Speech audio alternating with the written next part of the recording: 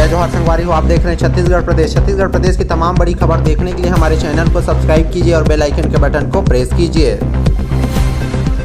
नए बने शक्ति जिला में मुख्यालय को लेकर हुआ हंगामा। सड़क पर काले झंडे लेकर निकल गए लोग। शहर से 10 किलोमीटर दूर कलेक्ट्रेट बनाने का है विरोध।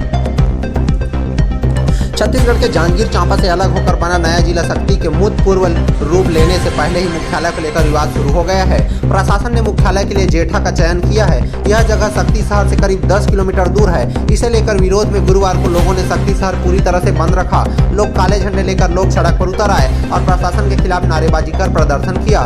लोग चाहते हैं कि जिला मुख्यालय शहर में ही हो, उससे बाहर नहीं। दरअसल नवगठित जिला शक्ति में OLT की नियुक्ति के साथ ही प्रशासनिक कार्यालयों की संचालन के लिए स्थान की तलाश की जा रही है। जिला प्रशासन ने वैकल्पिक व्यवस्था के तहत कलेक्ट्रेट के लिए क्रांति कुमार कॉलेज जेठा, SP ऑफिस के लिए शासकीय हायर सेकेंडरी स्कूल जेठा और RI केंद्र के संचालन के लिए पंडित दीनदयाल स्टेडियम का चयन किया है।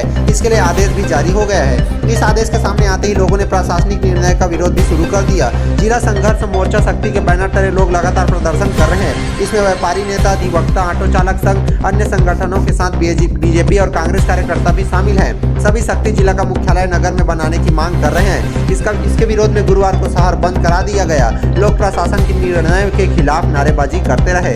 15 अगस्त 2021 को हुई थी नए जिले की घोषणा।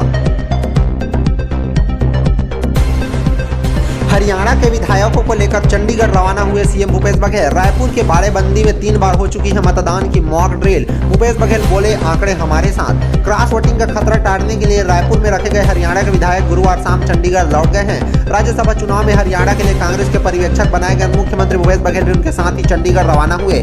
हवाई अड्डे पर मुख्यमंत्री भूपेश बघेल ने जीत का दावा किया है। हरियाणा के विधायक 2 जून की शाम को ही रायपुर लाए गए थे। गुरुवार शाम 4:30 बजे के बाद नवा रायपुर के रिजॉर्ट से हरियाणा के विधायक को 2 बसों में एयरपोर्ट लाया गया। इसके साथ ही भारी पुलिस बंदोबस्त भी था। वहां से सभी को विशेष विमान से चंडीगढ़ के लिए रवाना किया गया है। मुख्यमंत्री भूपेश बघेल भी उनके साथ गए हैं। सभी लोग रात में चंडीगढ़ के एक होटल में ठहरेंगे। सभी विधायकों को शुक्रवार सुबह वहीं से सीधे विधानसभा ले जाया जाएगा। वहां से राज्यसभा चुनाव के लिए मतदान करेंगे। रायपुर हवाई अड्डे पर मीडिया से बात करते हुए मुख्यमंत्री भूपेश बघेल ने कहा, आंकड़े उनके साथ है। निश्चित रूप से इस चुनाव में कांग्रेस के प्रत्याशी अजय माकन की जीत होगी। उन्होंने कहा, भाजपा के पास केवल ख्याली बुलाव है, उनके पास आंकड़े नहीं है। एक सवाल के जवाब में मुख्यमंत्री ने यह भी कहा, जो 2 विधायक यहाँ नहीं पहुंचे थे वे भी पार्टी के साथ हैं। बताया जा रहा है कि कांग्रेस के विधायकों को पिछले एक सप्ताह से कम 3 बार सही ढंग से मतदान की मॉक ड्रिल कराई गई है। मुख्यमंत्री भूपेश बघेल, राजीव शुक्ला, पूर्व मुख्यमंत्री भूपेंद्र सिंह हुड्डा सहित कई वरिष्ठ नेताओं के साथ चुनाव की प्रक्रिया पूरी जानकारी दी गई है। विधायकों को बताया गया कि चुनाव बैलेट पर होंगे, इससे उसमें मुहर नहीं लगानी, बस नंबर लिखने हैं। इसके लिए उनको चुनाव आयोग की ओर से एक विशेष पेन मिलेगा। सभी को उसी पेन का इस्तेमाल करना होगा। कांग्रेस विधायकों को पार्टी प्रत्याशी अजय माकन को पहली वरीयता का वोट करने को कहा गया है। विधायकों को समझाया गया कि वरीयता के लिए एक लिखते समय सावधानी बरतने की जरूरत होगी। अगर यह बॉक्स के बाहर लिख दिया जाएगा तो रद्द हो सकता है। विधायकों को कम से कम 3 बार मतदान प्रक्रिया का मॉक ड्रिल कराया गया है। अब यह 10 जून की शाम को स्पष्ट होगा कि कांग्रेस की बाड़ेबंदी और प्रशिक्षण संगठन के काम आया अथवा पूरी मेहनत बेकार गई। ऑटो पार्ट्स की दुकान में लगी भीषण आग। 60 लाख रुपए का माल जलकर हुआ खाक। शॉर्ट सर्किट के चलते हुआ है हादसा। छत्तीसगढ़ के कांकेर जिले में गुरुवार को ऑटो पार्ट्स की दुकान में आग लग गई। आग लगने से दुकान के अंदर रखा करीब 60 लाख रुपए का माल जल गया है। दुकान को काफी नुकसान भी पहुंचा है। बताया जा रहा है कि यहाँ शॉर्ट सर्किट की वजह से आग लगी है। आग में देर शाम तक काबू नहीं पाया जा सका। हादसे की वजह से अगल बगल की दुकानों को भी नुकसान पहुंचा है। हालात को देखते हुए प्रशासन को नेशनल हाईवे को भी ब्लॉक करना पड़ गया था।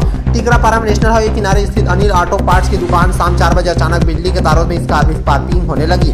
जब तक दुकान के कर्मचारी व संचालक कुछ समझ पाते, स्पार्किंग से दुकान के ऊपरी हिस्से में आग लग गई। बिजली सप्लाई चालू होने के कारण उसमें पानी डालकर आग बुझाना संभव नहीं था। बिजली विभाग को फोन किया गया, तब तक बिजली विभाग पावर सप्लाई बंद करता तब तक आग भड़क चुकी थी।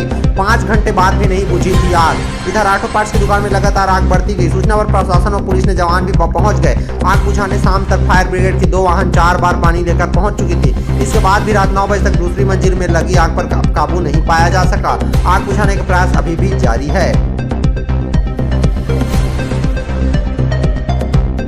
कोचिंग के लिए कोटा गई छत्तीसगढ़ की स्टूडेंट की हत्या। ऑनलाइन गेम के जरिए गुजरात के युवक से हुई थी पहचान, उसी के साथ आखिरी बार देखा गया।